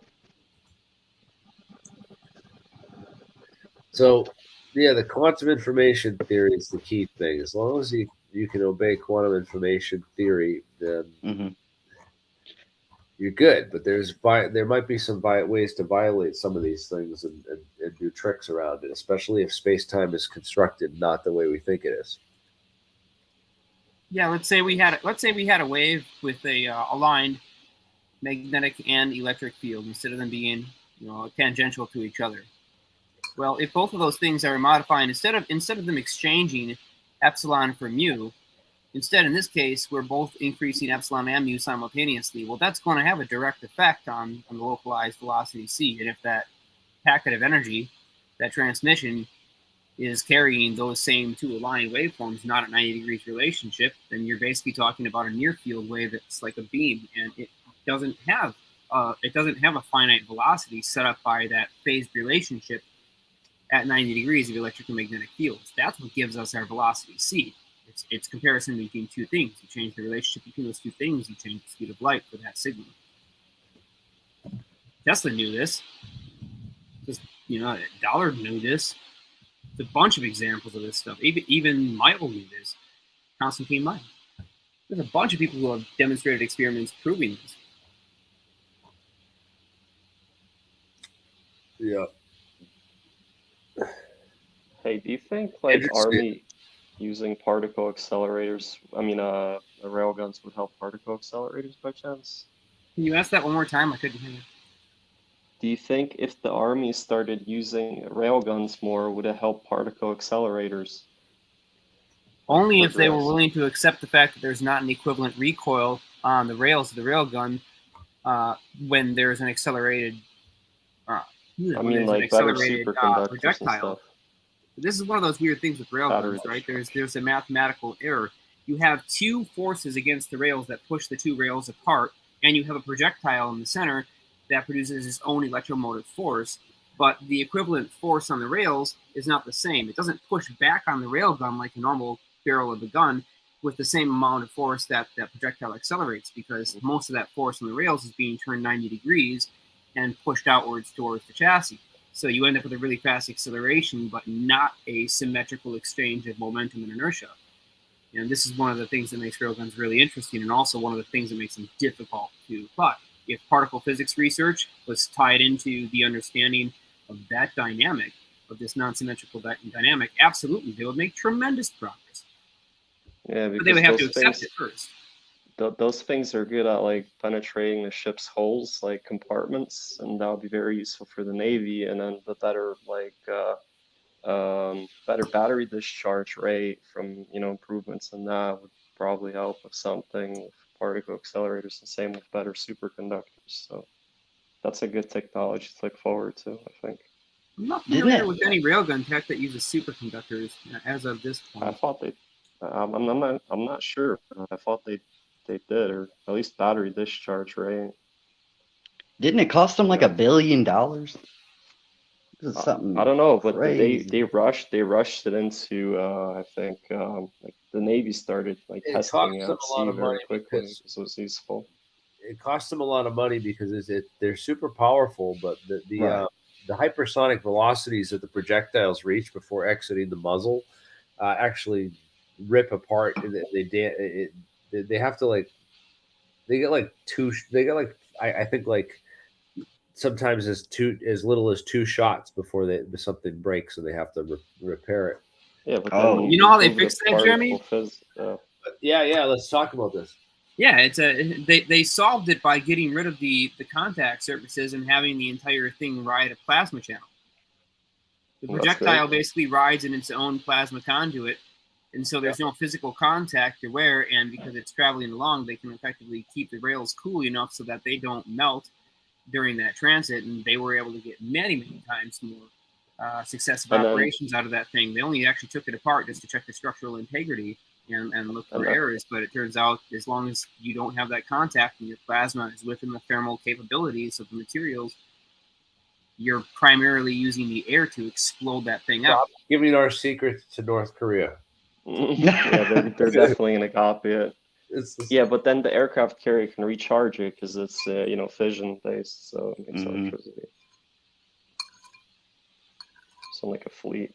Did you hear Eric Weinstein's response today? He had a question. Oh, I gotta find this, dude. Yeah, I seen it.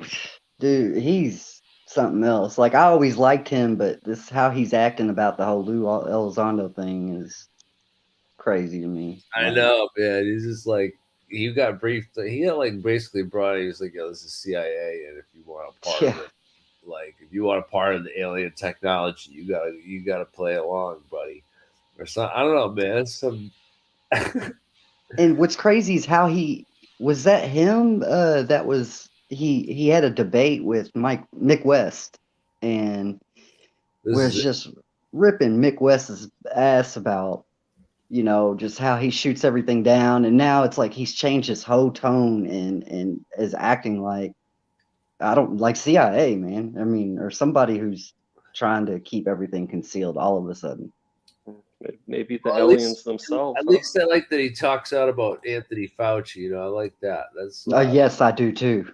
I'll give him props for that because he is like calling out some of these guys and stuff, and I think that's great. Yeah. But then to be like, oh, I'm on Team USA. What was his reply? It was like, I'm on Team USA when it comes. First, I'm Team USA first, like before anything or something like that.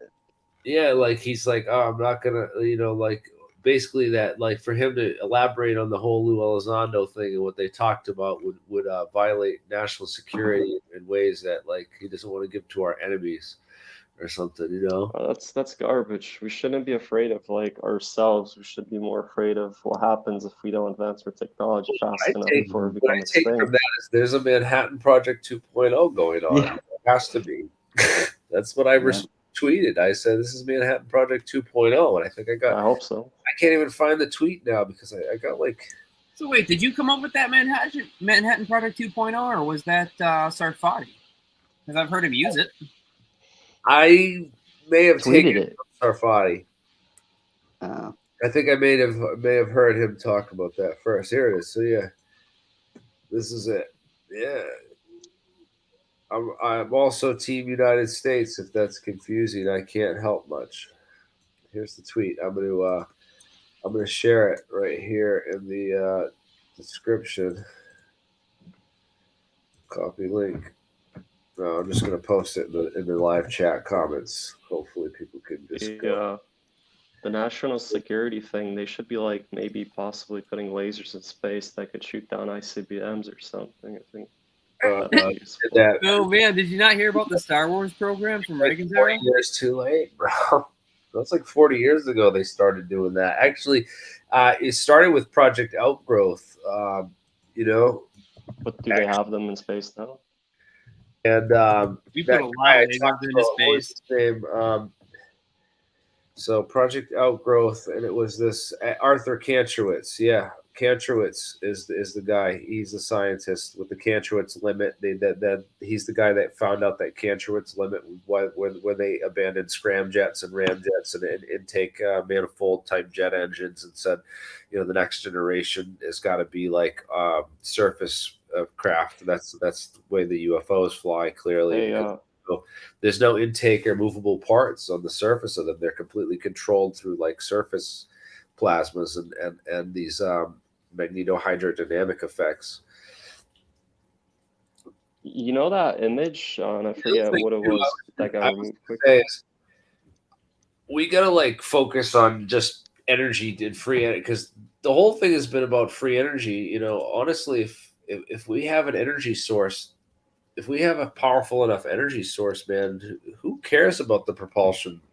I couldn't agree more with you, Jeremy. And it's that it also needs to be on the free energy, even just the small amounts that can be like implemented, used, and developed on, especially in the current ongoing energy crisis. Oh yes. And then anyone that's under that green energy like paradigm or propaganda should automatically be on board with this. Because it's just ridiculous how inefficient the grid is right now, how inefficient petroleum products are for creating it all, and that we need to start with learning hydrogen, and that right there could, within 5 to 10 years of high development, would be a real solution to the current petroleum problems. What about electricity though? Wouldn't that be better? I think we're going to get there with a solid state solution. We're not going to. I don't think that hydrogen is our future at all, and I don't think we can figure this out and create this, and we can produce it. I mean, I would just start selling these units and get people. I'd stop paying my electric bill tomorrow and just hook it exactly right. And it's like it doesn't have to be the end all like everything. And I'm not just saying hydrogen. I'm also talking about like the plasma energies. I'm talking about the different types of DC motors, magnetic motors, and several others. Like, there's just so much to it, and that it all needs to be understood, taken seriously, and developed upon, and it will lead to breakthroughs in the ultimate goals of anti-gravity and propulsion. But Well, do you think they'll the let other way that around, out? man. You get I think propulsion both forces due to would the be. time differentials, and you've got all of the energy you want. Because when you have time differentials, you can take, say, a charged capacitor. Let's say you have a regular 2-layer plate capacitor, and you change the say the permeativity in that space by modifying it with some external system. Well, now that capacitor is going to generate a change in its potential that you measured from an outside frame of reference, but it didn't lose any charge and it didn't gain any charge. All you did was change the amount of coupling that the charges that were separated between the two plates now have to each other, so you get a different voltage out of it. It costs you nothing except for the lost power in resistive elements, wires in this case, to produce that time differential field, to compress two waves on each other to the point where you get a change in epsilon and mu, and you can extract all the power you want out of that. It's right there in front of us. It's just that we need to understand how we can change these variables first before we can possibly get the unlimited power. But like I said, they're inseparable. Propulsion, anti-gravity, if you want to call it that, and energy are inseparable. I feel like anti-gravity, I think, with like opposite pole force, because then it red shifts into a long wavelength, possibly, that just passes through everything. I feel like the Or like challenges of, say, if you were to figure out free energy, the challenge of getting that out and implementing it in today's society would be just as challenging as figuring it out. No way. If you can offer someone like 50% discounts in their fuel and home electricity with the potential of 100, there's a lot of people that will pay attention very quickly and implement it themselves. Right, but you're gonna have people wanting to kill you before then. Yeah, like, I can with all these promise you, energy you will companies. never see a company come along and succeed in the long run that produces a system that can generate its own self-powered closed loop output. You're never going to see that as a commercial product. But what you might see in the future are people using these time differential fields, and it starts in the garage, and it starts with a lot of different people playing with this concept to the point where even if it was never a product and it was never a patent and there was never a company, as long as people can build this stuff, it inevitably will leak its way into just about every single product on the market. Exactly, Jeremiah, exactly. And it's because the patent office, anything that's over Unity, it either denies, or it like actually takes you seriously, looks into it, then it's passed to military and you're instantly suppressed and put under national defense. Right, exactly. Yeah, so it's 'cause like, let's say you Salvador have Dali something that is actually over happens, Unity and you do want a patent, or you do want to get some profit off of it. Well, fine, shove your over Unity thing into there somewhere, into that design, or as a company, put it in somewhere in the product. Don't say anything about it. It's not part of the patent. You never make the claim. But at least there are these physical devices people are buying for a different purpose, and it turns out that they're 150% efficient. That's really convenient. Guys, but don't you know Bobble's already figured it out with his water car that he Like, it's so ridiculous. He claims that he has his own particle accelerator, which is needed to be able to produce the compound that the hydrogen then stores on in his tanks or something. And it's just like, no, all you need are the right electrodes and a small amount of electricity going into your saltwater tank right before the gas then goes injected into the engine, and you don't have to worry about storing the hydrogen. Absolutely. You do not need any kind of full volumetric hydrogen storage in any format. And then the part he said it's safe, right? In his little interview, he's like, yeah, this is a safe technology. Do you look at the MSDS, which Jeremy pulled? Yeah. And it's this god-awful thing of every possible danger you would never want to be anywhere near. Like, I don't want to be in that same like car. A bunch of hydrogen compression tanks and stuff in the back, like. He didn't build the car himself, though, is what I've But heard. it's like, no, you can just Oh, have yeah, the yeah. water as the Pouring fuel water. and use electrolysis Gas. right before you're going into Sex the engine. mixture which in contact with water emits flammable gas. Yeah. Any moisture or liquid water that it comes into contact with, it produces flammable gas. Like instantly. Yeah. and a lot of heat. So the heat eventually it produces enough heat that it ignites the gas at into ignition temperature. So it's like this is one of those if you get into a crash with a Lazar car, you better hope it's not raining. Yeah. Yeah, you thought Teslas did bad in a hurricane. You thought the Ford Pinto was a freaking bad at it with the gas tank in the back, right? Notorious.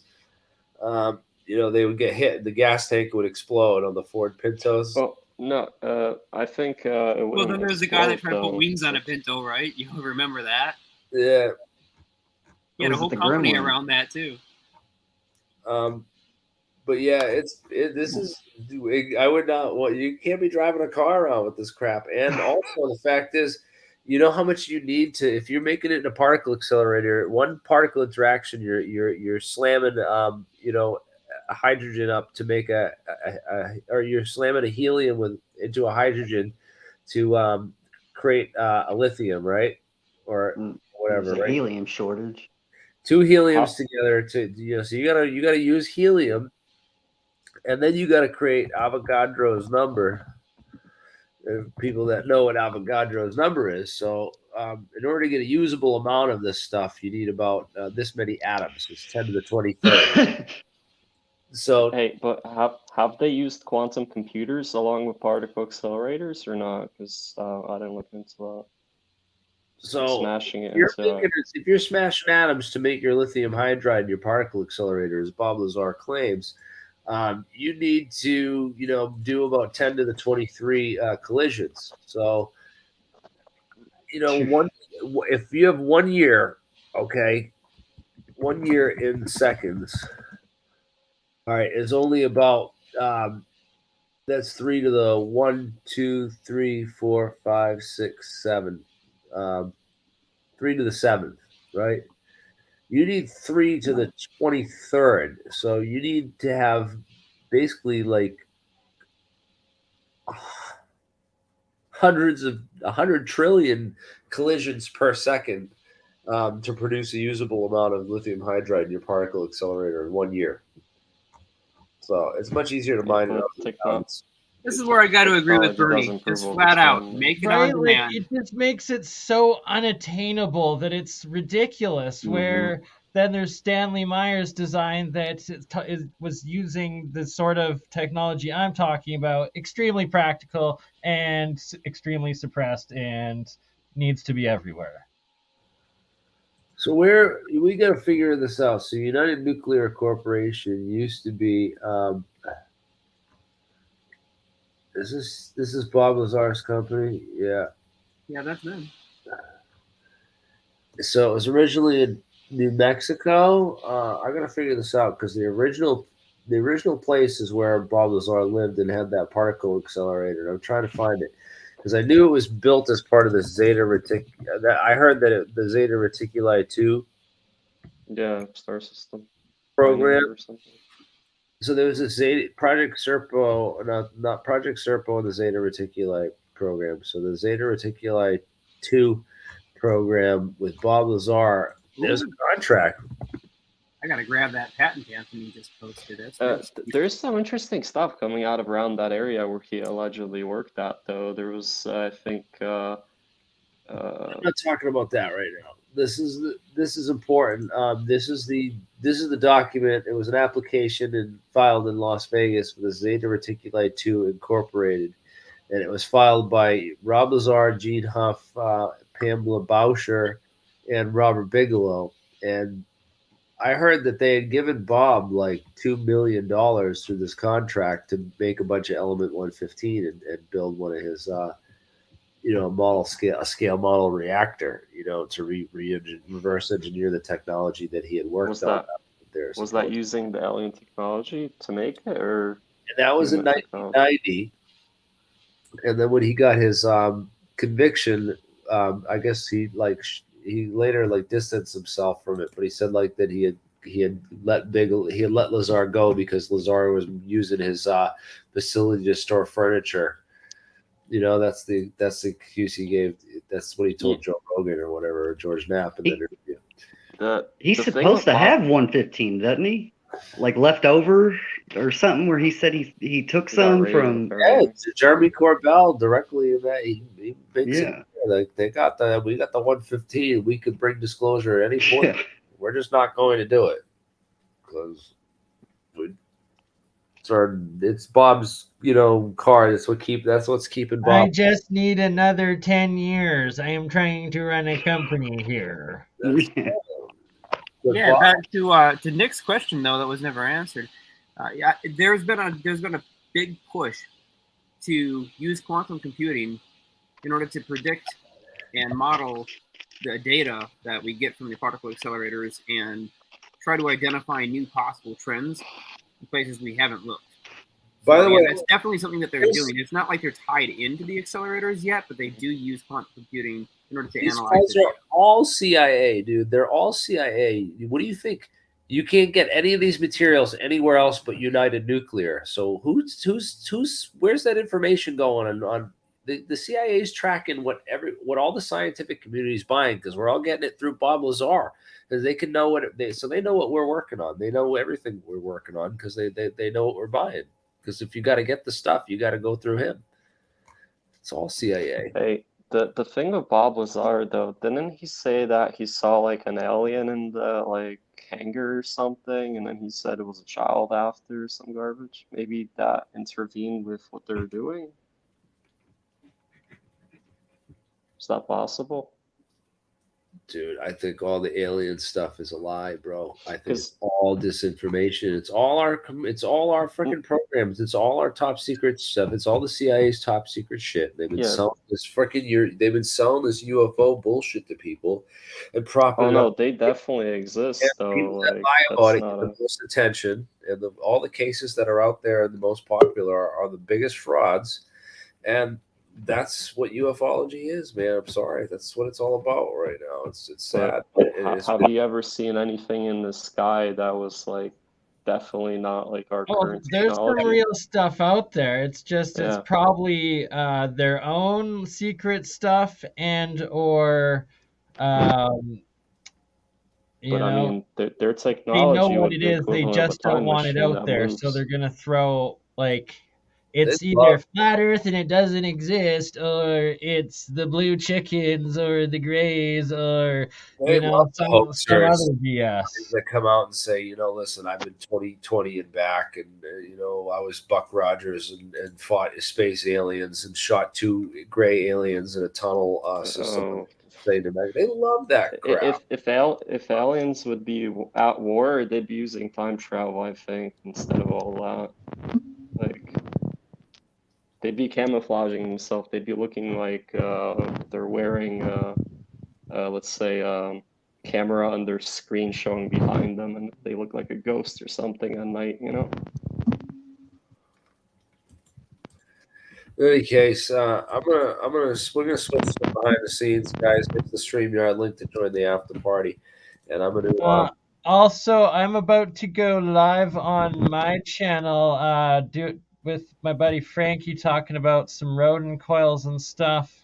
Anybody who wants to join in, I posted the StreamYard link in the private chat as well. Is that Didactic channel or what is it? Which one? Yeah, this is on my Burn Eye channel. All right. Can I just stay on this stream, Bernie, or do I need to click on that? I posted the link for the StreamYard in private chat. In the private chat, as well as if you want to post. Yeah, so this is what it looks like. So anyone that wants to join, you can use the StreamYard link, and then the YouTube link posting right now as well. I don't know if I can. Sadly, can't. Man, this would be a good time to hop over there for the after party. So yeah, if people want to check that out, we'll I would normally stick around in your after party, Jeremy, but I'm going to jump right on the Bernie show if we're going to talk about coils. Absolutely, it's 100% coils. So Jeremy, if you don't mind sharing the YouTube link in your live chat, and we'll head on over there. Much love, guys. And tomorrow, Mark Sokol, Charlie Crawford III are going to be with me on Leak Project talking about APEC and Charlie's work. You all are welcome to join in with that as well. Heck Really? yeah. Make sure I get a link to that. Can you email it to me? 100%, Jeremiah. You are also welcome to be a part of it. In Jump fact, over I'm already advertising that you're going to be, so hopefully you show up. But we'll see you over in the other StreamYard. Much love, guys. Thank you, Jeremy, for everything you do. Thanks for letting me talk come to you on. soon. Much love. Awesome. I'll be there shortly. Thanks for letting me come on, guys. All right, guys. Thank you. Have a good night. Keep up the good work.